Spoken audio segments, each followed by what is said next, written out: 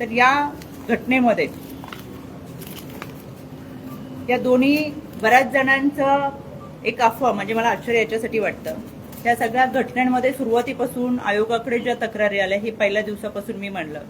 आणि घटनेचं गांभीर्य ओळखून कोणतीही तक्रार वैष्णवीच्या संदर्भात आयोगाकडे नव्हती, पण घटना घडल्यानंतर सुमोटो करत पहिल्या दिवसापासून खऱ्या अर्थाने या घटनेला जर वाचा फोडली असेल तर आयोगाच्या माध्यमातून आम्ही ती तक्रार आपल्यापर्यंत पाठवली होती आणि सुमोटो दाखल करून हा घटनाक्रम आणि याच्यावर कारवाई करावी असं सविस्तर आपल्याकडे आम्ही देत होतो. तरी सुद्धा मला असं वाटतंय की या संपूर्ण प्रक्रियेमध्ये तपास अधिकारी असतील यांनी चांगल्या पद्धतीचा तपास तर केलेलाच आहे. बाळाला पालकांकडे सुपूर्द करत असताना ही कोर्ट प्रोसिजर होती, याच्यामध्ये CWCच्या प्रोसेसच्या माध्यमातून पोलिसांनी केलेली कारवाई आणि आपल्यापर्यंत दिलेली माहिती ही मी सविस्तर आपल्यापर्यंत मांडलेली आहे. आणि एकंदरच ह्या सगळ्या घटनांमध्ये आता पालकांचं जे म्हणणं आहे की याच्यामध्ये अजून काही ॲडिशनल गुन्हे दाखल करायचे, तर पोलिसांना तशा पद्धतीच्या सूचना दिलेल्या आहेत की पोलिसांनी त्यांचं काय म्हणणं असेल, त्यांच्याकडे काही पुरावे असतील तर ते त्याच्यामध्ये ऍड करून घ्यावे. सप्लिमेंटरी सेक्शन म्हणून त्याच्यामध्ये आपल्याला ऍड करून घेता येते.